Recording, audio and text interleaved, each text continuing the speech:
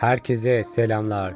Dijital Sirk'in 4. bölümünün incelemesine hoş geldiniz. Bu bölümde diğer bölümlerde olduğu gibi Kingle karakterinin hikayelerine değindikleri ve bu bölümde genel olarak dünyadan işleyişlere yer verildiğini görmekteyiz.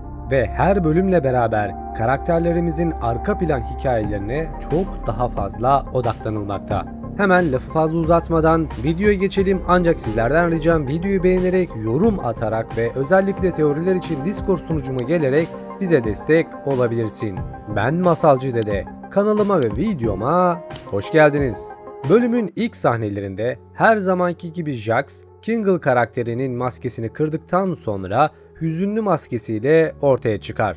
Sonraları Zooble ona bir maske vermek için kendi odasına davet eder. Bilindiği üzere Kingle'ın maskeleri her zaman porselen ve sürekli olarak kırılmakta. Zooble'ın vermiş olduğu maske ise plastikten olduğundan dolayı daha dayanıklı olacağını ve kırılmayacağını söylüyor. Maske incelediğimizde daha çok güler yüzlülük maskesi olduğunu görmekteyiz. Tam aralarında sohbet ederken Kain gelir ve yeni bir maceraya hazır mısınız diyerek ortama giriş yapar. Fakat Zooble nedendir bilinmez sürekli olarak bu oyunlara katılmaz. Ancak bu sefer Kinger'ın yapmış olduğu bir hamleyle Zooble oyunlara katılmak zorunda kalır.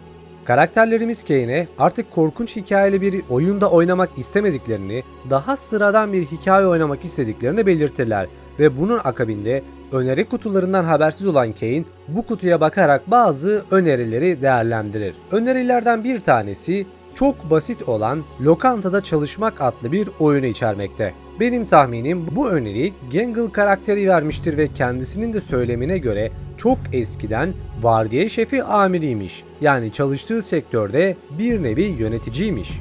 Ancak bu sektörün ne olduğunu veyahut da acaba ilk bölümlerde gösterilmiş olan yapay zeka şirketinde mi olduğunu bilmiyoruz. Fakat oyun başladıktan sonra çok farklı bir tavır takındığını görmekteyiz. Bu bölümde fast food tarzı bir yerde çalıştıklarını, daha doğrusu macerayı geçirdiklerini görmekteyiz. Ancak şöyle bir handikap var. Burada daha çok dış dünyaya göndermeler yapılmakta. Eğer özel sektörde çalışıyorsanız ne demek istediğimi çok daha iyi anlayacaksınızdır ki sabah işe gidersiniz, yani o raddede sabah güneşinin ışığını görürsünüz ve vardiya bitiminde artık güneş tamamıyla gitmiş, gökyüzü simsiyahtır. Ve bu insanlar, yani ben, izin günleri haricinde güneşin tadını asla ve asla alamayız. Çünkü neden? Bütün günümüz iş yerinde geçmekte. Gangle, Jax da dahil olmak üzere bütün karakterlere gülümsemesi gerektiklerini, işe değer katmaları gerektiğini ve her zaman verimli ve verimliliğin daha üstünde çalışması gerektiğini söyler. Ortalama olarak %110 kadar, yani iş tanımının %10'undan daha fazla çalışmasını talep eder. Tıpkı her işte olduğu gibi. Aynı zamanda benim anladığım kadarıyla şöyle bir şey daha var. Gangle, Jax'ı eğitmeye çalışırken şu cümleleri kurar. Eğer şayet çizimler yaparak hayatınızı kurtarabileceğinizi ve sonrasında bir manga yazabileceğinizi zannediyorsanız yanılıyorsunuz. Çünkü bu hayalleriniz asla gerçekleşmeyecektir derken bence kendisini anlatmakta. Çünkü her bölümde ve özellikle bu bölümün sonunda Gangle karakterlerinin çizimlerini görmekteyiz. Yani kendisi aslında bir karikatürist. Bence burada kendi hayallerinden bahsederken ve bunların gerçekleşmediğini söylerken tamamıyla kendine atıfta bulunmakta.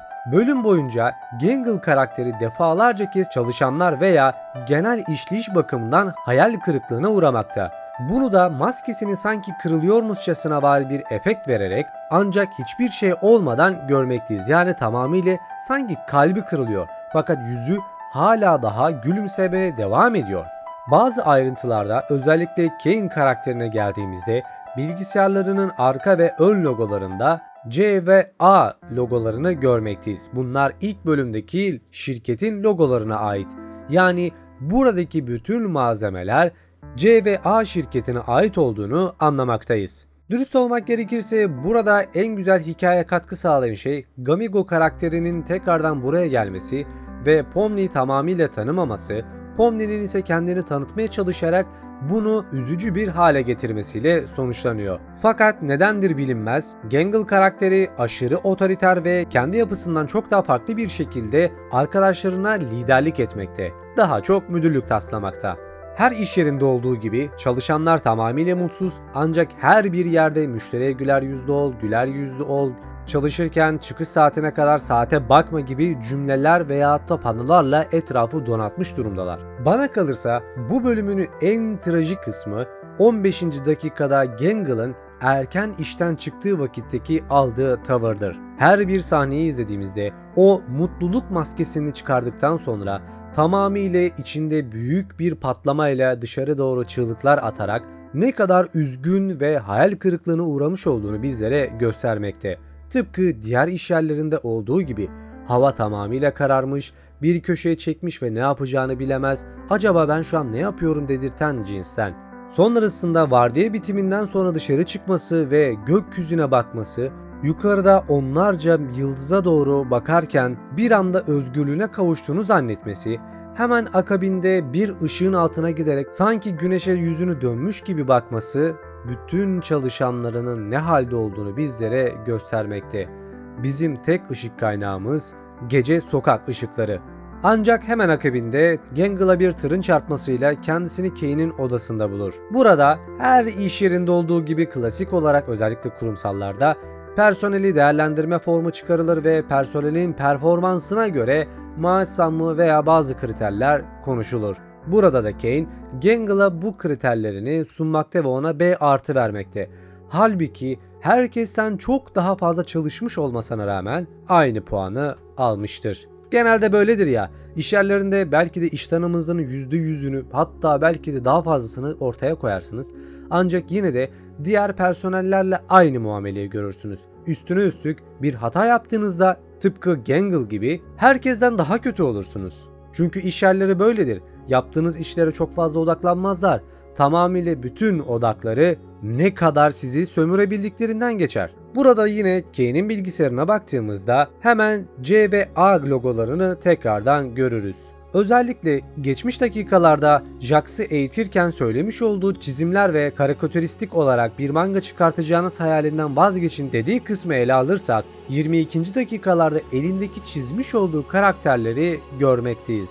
Yani sizlere önceki dakikalarda söylemiş olduğum bu söylemlerinin nedeni aslında kendisine yaptığı bir gönderme olduğunu düşünmekteyim. Ve böylelikle bölüm Gangel'ın genel hikayesiyle biter. Açıkçası bu bölüme dair çok daha büyük ayrıntılar veremeyeceğim. Çünkü burada çok da anlatılan bir şey yok. Sadece öğrendiğimiz bilgilerde Gangel'ın eski bir vardiya müdürü olduğunu ve kendisini sürekli olarak çalışanları motive edebilmek için güler yüzlü olduğuna dair bilgiler edindik.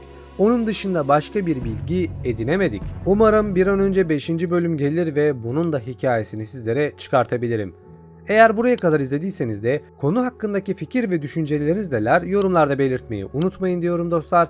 Bir sonraki videoda da görüşmek üzere. Kendinize iyi bakın. Hoşça kalın.